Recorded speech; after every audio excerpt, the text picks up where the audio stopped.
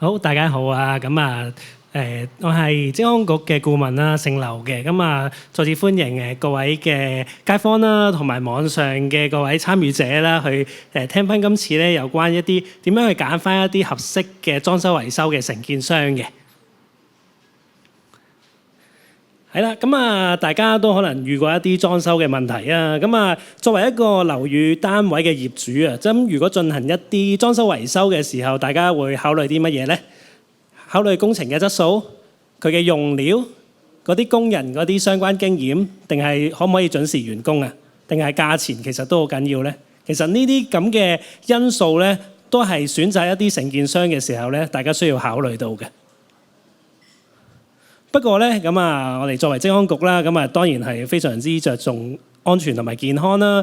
其實咧，一啲嘅意外咧，經常都會發生嘅。有關一啲裝修維修嘅事件。呢度就係其中一單嘅案件啦。就係關於一啲嘅工人咧喺拆棚嘅時候啊，就係拆咗一半嘅期間咧，就不慎失足咧喺個高處墮下嘅。傷重死亡啦，係啦。呢啲意外咧，如果真係嗰啲工人咧冇遵守到一啲嘅安全守則咧，就係有機會發生嘅啦。大家可能諗到啦，工程發生意外啦，我作為業主其實有咩會受到影響咧？其實真係會嘅喎。因為發生咗一啲咁唔愉快嘅事件啦，其實嗰個嘅住客啦，個情緒啊，其實心理都會受到影響嘅。係啦，甚至咧會影響埋個嘅物業嘅貶值啦。大家都知道啦。如果嗰個嘅單位發生個意外咧，其實可能網上都 check 到啦，可能會影響到嗰個嘅物業嘅價值啦。頭先講過啦，業主會受到呢啲咁嘅方面嘅因素去影響啦，例如心理啦、情緒啦，同埋一啲嘅可能甚至咧會牽涉到一啲賠償同埋責任嘅問題嘅。我後邊會同大家去講解翻嘅。所以咧，工作安全咧一定係揀一啲嘅裝修承建商嘅時候咧，首要考慮嘅因素嚟嘅。所以咧，我今次嘅主要嚟嘅去介紹翻啦，就係我哋職安局啦同埋勞工處聯合嘅一個嘅計劃啦，就係一個職安健嘅升級企業。係啦，其實呢個計劃咧喺2012年咧已經推行咗㗎啦。係啦，我哋希望透過呢個咁嘅計劃咧，當中會包括啲乜嘢咧？一啲嘅安全嘅培訓啦，資助嗰啲咁嘅機構啦，去購買一啲符合安全標準嘅防墮裝置啦。同埋透過一啲嘅安全審核，係啦，去提升翻佢哋嘅職安健表現嘅，從而咧可以改善佢哋工作上面嘅環境安全。呢個計劃咧，其實我哋咧叫做三管齊下啦。包括得乜嘢咧？硬件啦、軟件啦，加埋一啲嘅訓練啦，係啦。硬件方面咧，我哋會有啲乜嘢去幫助佢哋咧？就會有一啲嘅符合安全標準嘅一啲安全設備啦。例如一啲嘅防墮裝置啦。大家見到喺圖中啦，就係一啲嘅安全帶啦，同埋一啲嘅防墮嘅措施啦，去改善翻佢哋嘅工作環境啦。第二啦，就係一啲嘅安全訓練啦。因為我哋都俾咗一啲資助咗佢哋一啲嘅安全設備啦。都要確保佢哋係適當咁樣運用嘅喎。所以咧，我哋都會提供翻相關嘅一啲嘅安全訓練課程啦，確保咧佢哋係適用呢啲咁嘅安全設備嘅。當中咧就會包括一個裝修維修嘅工作安全嘅訓練證書課程啦，同埋咧一個安全使用流動式嘅臨時防墮繫穩裝置嘅。呢個係乜嘢嚟嘅咧？後邊會同大家去講解。呢個流動式臨時防墮繫穩裝置究竟係乜東東嚟咧？後邊會有圖片咧，去同大家去解釋翻㗎啦。另外啦，仲有顧問服務啦。因為啲企業有時會遇到一啲關於安全嘅問題啦。佢可能做咗好多年㗎啦。佢其實佢覺得咁樣做係冇問題喎。其實咧，經過我哋顧問去了解翻咧，其實可能當中都會牽涉到一啲嘅安全隱患嘅。所以我哋都會教導翻佢哋咧點樣去正確去使用翻一啲嘅安全設備咧，去提供翻佢哋嘅一啲工地安全啦。另外啦，制度方面啦，其實咧，我哋咧都希望咧，佢哋行翻一啲有效嘅安全管理制度啦，係啦，即係透過一啲嘅持續嘅監控啦，確保翻咧佢哋可以提高翻佢哋嘅安全嘅水平嘅。當中啦，咁我哋會有一啲嘅安全審核俾佢哋啦。咁啊，就係透過一啲安全審核啦。咁啊，佢哋個安全審核個分數咧，到達某一定嘅程度咧，我哋先會頒呢個職安健星級企業嘅證書俾佢哋嘅。咁啊，呢個職安健星級企業咧，咁啊主要可以分為兩個級別啦。咁啊，一個就係普通嘅星級企業啦。咁啊，另外一個我哋叫做金星級企業。咁啊，究竟呢兩方面係有咩唔同咧？咁啊，大家都係要通過我哋職安局嘅認證審核㗎啦，係啦。咁啊，佢哋在於咧，佢哋得嘅分數唔同嘅。咁啊，金星級得嘅分數咧就係大概80分以上啦。咁如果係星級企業咧，佢哋70分以上咧，就70分至79分咧，佢哋就獲得我哋個星級企業㗎啦。咁啊，佢哋獲得呢個咁嘅星級企業金星同埋普通星會有咩分別咧？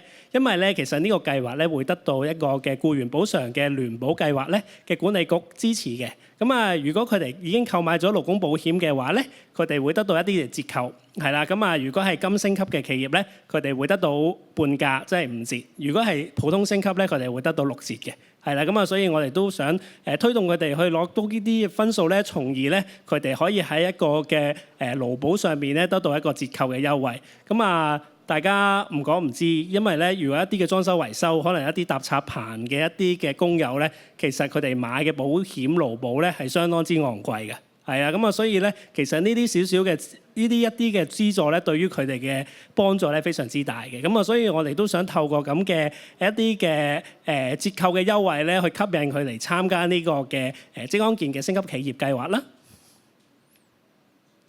好啦，咁啊頭先講過，我哋其中一個課程咧就係叫做流動式嘅臨時防墮繫穩裝置，究竟係乜東東嚟嘅咧？咁啊，大家咧喺個畫面上邊咧就見到一個門頂，係啦，咁啊頂住佢嘅。咁我哋咧就簡稱英文就叫 TTAD 啦，或者咧中文簡稱叫門頂，係啦。咁咧就係呢一個嘅防墮繫穩裝置咧，係頂住個門框嘅。係啦，咁樣咧，其實呢個嘅繫穩裝置咧，都會提供到一個繫穩點咧，俾嗰啲嘅工人咧去勾住佢哋嘅一啲嘅獨立救生繩啦，同埋一啲防墮裝置嘅。咁啊，主要有兩款啦，一款就係我哋叫掛牆式啦，另外一個咧叫做橫桿式。橫桿式咧就係大家畫面見到用巨門咧中間頂住嘅，我哋就叫橫桿式嘅。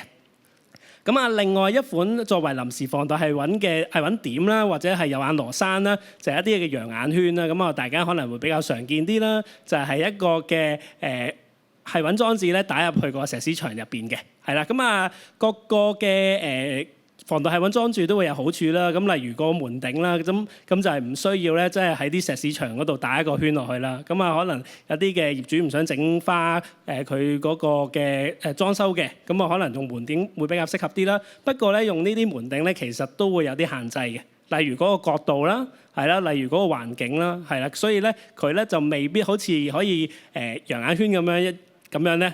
喺邊個位置打都得嘅，係啊，咁啊，所以佢用嘅時候有啲限制性嘅，咁啊都係跟翻嗰個嘅環境啦，去揀翻一個合適嘅一啲嘅防墮裝置啦。咁啊，另外啦，咁啊講解一啲我哋叫吊棚啦，或者頭先阿 Madam 講嘅飛棚啦嘅一啲嘅結構安全啦。咁啊就係用一啲嘅 T 型狗臂架咧去承托個吊棚嘅。咁啊，所以同大家去睇一睇，究竟一個安全嘅吊棚係點嘅樣咧？咁我哋首先咧就喺個狗臂架度睇一睇啦。咁啊〜最緊要咧，我哋就要睇下有冇3粒嘅繫穩螺絲啦。咁啊，如果大家見到原來得2粒嘅話咧，咁啊未必啱嗰個法例嘅規定㗎啦。係啊，咁啊呢個係最容易去睇到嘅。係啦，咁啊大家可能問點解有啲工友會唔打2粒啊，唔打打齊3粒啊？咁其實咧，可能有啲工作嘅限制咧，令到佢打唔到第3粒嘅。例如咧，可能嗰個啲窗台頂住啊，或者可能係一啲嘅環境咧，令到佢打唔到啦。咁啊，所以我哋職安局咧都有一啲嘅優化版嘅狗臂架，係啦。咁啊，呢啲狗臂架咧就可以幫助喺一啲嘅特殊環境之下咧，俾呢啲工友咧更容易去打到嗰3粒嘅爆炸螺絲嘅。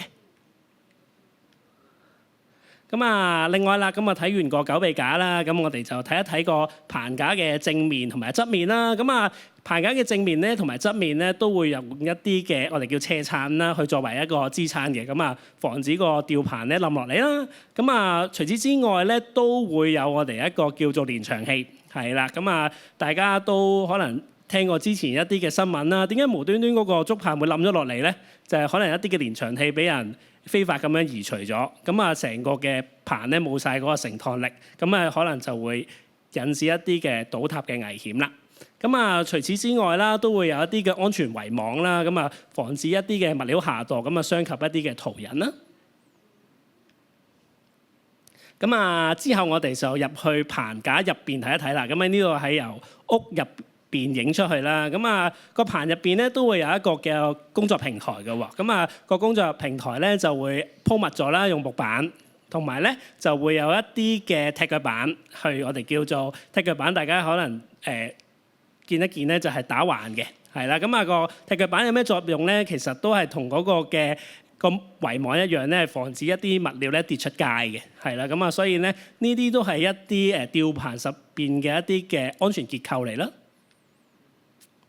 好啦，咁啊，當嗰啲工人搭好晒個吊棚之後咧，就要去簽發一個我哋叫做由一個合資格人士啦，去簽發一個表格5啦，係啦，咁啊確保嗰個咧棚架咧係喺一個安全嘅狀態嘅。咁啊呢個合資格嘅人咧，咁啊檢查完嗰個棚架啦，係啦，覺得佢係安全狀態喎，咁佢先簽發呢個表格5嘅。咁啊，同埋佢要定期去檢查呢個棚架嘅喎。如果個棚架仲未拆嘅話，咁啊去簽發翻啦。咁啊呢個表格5咧就係一啲嘅法例嘅一啲嘅叫做證書啦，同埋咧去一啲法定嘅表格嚟嘅。咁啊必須由一啲合資格人士去簽發啦。咁啊，除此之外咧，搭嘅人啦，同埋監督嘅人咧，我哋都要有翻相關嘅合資格嘅證書啦。例如一個合資格嘅人啦，咁啊，佢就要攞翻佢相關嘅一啲嘅證明啦。例如可能佢係讀過一啲嘅竹棚工嘅，係啦，咁佢哋應該咧就有翻竹棚工嘅一啲嘅技能測試啦。咁啊，同埋咧，如果佢係一啲嘅搭建嘅工人啦，咁佢應該都會喺一個嘅建造業嘅工人註冊條例之下咧，註冊為一個嘅竹棚工嘅，係啦。咁啊，大家可以睇翻啦。咁啊，頭先阿 Madam 都講過啦。咁啊，其實為咗去提高翻或者提升翻一啲懸空式棚架，即係頭先我講一啲嘅吊棚嘅安全咧。咁其實咧，咁啊由聽日開始係啦，咁就咧搭一啲嘅吊棚或者搭飛棚嘅人士咧，就必須持有頭先阿 Madam 所講嗰張銀色嘅卡，就係懸空式嘅高級證書課程嘅安全證明啦。或者如果係中級嘅話咧，就係粉紅色嗰張，咁啊去持有翻咧嗰張嘅安全訓練證書嘅，係啦。即係如果你真係要搭吊棚咧，除咗你有呢個嘅建造業工人註冊證相關嘅一啲嘅證明之外咧，你另外都要提供翻咧嗰個嘅懸空式棚架訓練嘅一啲嘅或高級或者係中級嘅一啲嘅證明。好啦，咁啊講完一啲嘅安全訓練啦，咁啊之後咧就會講一啲關於保險嘅問題啦。咁啊其實如果裝修維修應該買咩保險咧？咁啊其實我哋進行一啲嘅裝修維修工程咧，主要咧可以分為2大類保險嘅。咁啊第一類咧就係第三者保險啦，係啦。咁啊第三者保險就係保障一啲嘅意外或者疏忽導致第三者身體受損或者係一啲嘅財物損失而負上嘅法律責任啦。咁咧亦都保障呢一個工程期間因為意外造成嘅業主嘅財物損毀嘅。咁啊呢個就係一個第三者嘅保險啦。咁第二種嘅保險咧就係勞工保險，咁啊即係俗稱嘅勞保啦。咁啊根據法例啦，咁啊任何公司都要為自己嘅僱員去買翻佢適當嘅勞保啦，係啦。咁啊去承擔翻佢喺僱員保障條例嘅一啲嘅法律責任嘅。咁啊，所以大家去睇呢啲咁嘅工程保險嘅時候咧，特別要留意翻咧，其實咧，一般嘅一啲嘅第三者保險咧，未必咧係包一啲嘅搭棚或者係外牆工程嘅。咁啊，即係咩意思咧？就係可能大家去睇一睇嗰個嘅保單上面，可能佢嗰個嘅工作類別咧，佢係寫可能普通一啲嘅辦公室啊，寫翻自己嘅一啲嘅辦公室地址嚟嘅。咁呢啲唔係一啲嘅工程類別嘅啦，係啦。咁啊，大家所以就要留意翻啦。咁啊，同埋留意翻啦嗰個嘅投保公司個名啦，同埋施工個名係咪一樣啦？因為有啲公司個名好相似嘅，係啊，佢即係可能爭少少嘅啫，特別係英文，係啦。咁啊，同埋個保單嘅有效期啦，cover 唔 cover 到你嘅嗰個嘅施工嗰個期限啦，同埋受保嘅僱員嘅人數同埋工作性質，係啦。咁啊，大家可以留意翻咧，咁啊舉一個例子啦，咁就係咧，如果個工程公司咧係從事一啲搭插棚嘅業務嚟嘅，不過咧嗰個嘅個工作性質咧，可能就係寫咗一啲嘅文職工作，咁啊大家喺呢個時候咧就要特別留神啲咯喎，咁啊因為咧佢提供呢一份咧就未必包嗰啲嘅搭棚工噶咯，因為咧大家都知啦，咁啊搭棚係相對比較一啲嘅高危嘅一啲嘅工種啦，咁啊相對文職嘅一啲嘅職業咧，佢嗰個保費係差好遠嘅，係啦，咁啊所以大家就要留意翻啦，咁啊如果真係去睇翻呢啲咁嘅保險嘅時候咧，就要留意翻啦。咁啊，如果真係話我唔識嘅喎，咁樣點算咧？咁其實嗰啲嘅保險公司咧都可以解答翻你嘅。因為你問嗰個嘅企業去提供翻嘅有效嘅保險嘅時候咧，通常上面都會有相關嘅一啲嘅聯絡電話啦。咁你可以問翻嗰啲保險公司啦。咁啊，我想呢間公司我揾咗佢搭棚喎。咁啊，佢話呢個係包搭插棚嘅喎。咁其實係包唔包嘅咧？咁其實佢都可以解釋翻俾你聽嘅。係啦，咁啊，所以啦，咁啊，一啲合適嘅承建商咧，咁啊，除咗做好一啲安全系統嘅管理之外咧，都要為員工購買合適嘅一啲嘅勞工保險啦。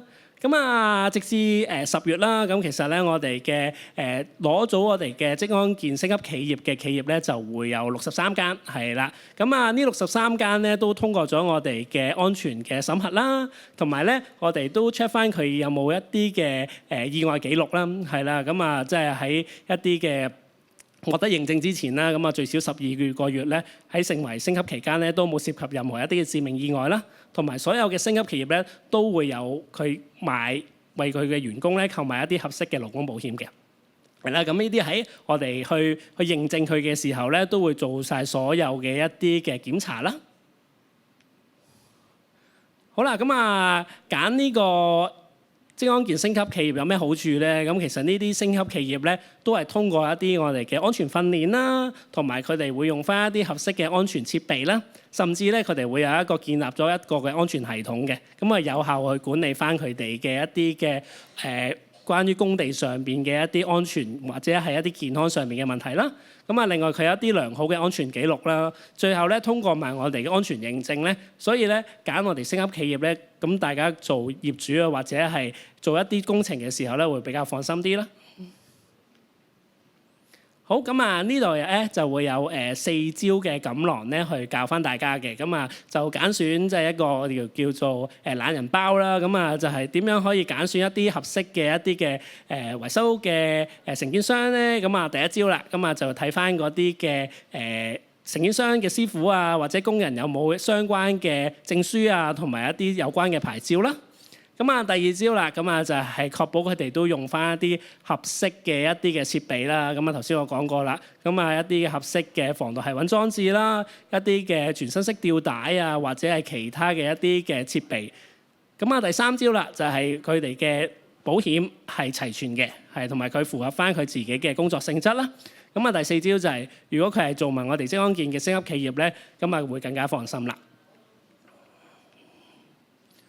好啦，咁啊講完嗰個星級企業嘅點樣去成功去成為我哋嘅職安健星級企業啦。咁其實咧，我哋都有一個叫做優先選用職安健星級企業嘅約章嘅。咁啊呢個約章係啲咩嚟嘅咧？咁啊其實係就係一個嘅約章啦。咁我哋鼓勵咧一啲嘅參與單位，咁啊就係用一個合宜嘅方式咧，去優先去選用呢啲職安健嘅星級企業嘅，即係除咗可能佢哋揀選一啲工程，除咗一啲嘅價錢啊，或者係一啲嘅其他因素之外咧，如果佢係星級企業咧，其實都有加分嘅。咁啊，有唔同嘅機構咧，其實已經係落實支持咗我哋嘅職安健星級企業啦。咁啊，包括一啲嘅政府部門啦，好似係房屋署啦，係啦。咁啊，大家即係隔離一條村黃大仙村啦。咁如果大家見到咧一啲叫做維修保養嘅工程咧，需要搭建一啲嘅吊棚咧，咁其實呢啲咁嘅公司咧就已經落咗合約㗎啦。咁啊，一定要係我哋嘅職安健星級企業嚟嘅。係啦。咁啊，所以有啲嘅政府部門咧已經搶先去支持翻我哋呢個職安健嘅星級企業啦。咁啊，所以另外啦，所以我哋如果去揀選呢啲咁嘅承建商嘅時候咧，咁啊，如果佢係星級企業咧，都會有加分，係啦。咁啊，所以咧，除咗價錢之外啦，咁啊，星級企業咧都係一個因素咧，去導致佢攞唔攞到嗰單工程嘅。咁啊，所以我哋都鼓勵佢哋喺個安全嗰度出發。好啦，咁啊，主要咧我就嗰個職安健嘅星級企業嗰個介紹咧就到嗰度啦。咁啊，另外咧我都想同大家借住呢個機會咧去講一個我哋嘅計劃，就係一個安健屋邨嘅計劃。係啦，咁啊呢個安健屋邨嘅確認計劃咧，就係咧我哋職安局去幫啲安健屋邨咧去做認證嘅。係啦，咁啊咧想一啲屋邨咧去推行翻一啲嘅安全管理制度啦，去保障翻屋邨入邊一啲嘅員工啦、居民同埋訪客嘅安全嘅。咁啊，安健屋邨咧，其實咧嘅概念咧就係源生於我哋有安全社區呢個計劃。咁其實咧，黃大仙區咧都係我哋嘅安全社區嘅其中之一個嚟嘅。咁而家咧香港咧就會有6個嘅安全社區。咁啊，黃大仙區咧就係其中一個安全社區啦。咁啊喺呢個安全社區及下咧有唔同嘅計劃嘅。咁啊，安健屋邨係其中之一個啦。咁啊，除此之外咧，仲會有呢個嘅安健院舍啦，一個國際學校啦、安全學校啦，同埋一個嘅國際安全場所嘅。係啦，咁啊去迎合做一個叫做安全社區，係啦。咁啊安全社區咧，咁我哋就希望咧透過呢個計劃咧，去改善翻一啲屋邨嘅安全健康嘅意識啦。咁啊促進翻一啲嘅居民同埋社區之間嘅一啲聯繫同埋合作嘅，為一啲嘅屋邨入邊嘅服務嘅員工啦同埋居民咧，提供翻一個安全健康同埋和諧嘅工作環境。咁啊，呢個計劃嘅流程係點樣樣咧？咁啊，首先咧，咁啊就會嗰個屋邨啦，咁啊會入咗紙申請我哋呢個安健屋邨啦。之後咧，我哋咧就會去會面佢哋啦。咁啊，就係問翻佢哋，而家實行緊一啲嘅即係現行嘅一啲關於安全或者係健康嘅進度係如何啊？甚至咧，我哋就會去實地觀察嘅。咁啊，俾翻啲意見咧，嗰個屋邨去進行一啲改善措施啦。之後啦，咁我哋咧就會幫嗰啲屋邨咧去建立翻佢哋嘅安全管理制度嘅。咁有啲管理公司咧，可能本身都有㗎啦。咁我哋咧就幫佢去優化翻啦，佢哋嘅一啲嘅安全計劃書啦，一啲嘅監測嘅系統啦，同埋一啲關於改善行動嘅執行記錄嘅。好啦，咁啊到呢啲咁嘅屋邨咧，到佢哋覺得已經去運行得相當暢順啦，喺呢個安健屋邨上面。咁咧我哋就會安排一次嘅安全認證。係啦，咁啊俾呢個屋邨，咁啊如果喺個安全認證嘅審核入邊咧得到合格嘅分數咧，咁啊佢就會成為我哋安健屋邨嘅一份子啦。咁啊呢個安健屋邨咧都會有3個嘅級別嘅，咁啊唔同嘅分數會有唔同嘅級別啦。咁啊85分以上咧就會達到我哋卓越啦。咁啊如果係75分或以上咧就達到傑出啦。咁啊如果65分或以上咧就去到良好嘅。咁啊呢啲咁嘅證書咧有效期就3年，咁啊3年之後咧就要再揾我哋職安局咧做一次嘅再認證，咁咧就先可以續到佢哋嘅安全嘅安健屋邨呢個咁嘅計劃。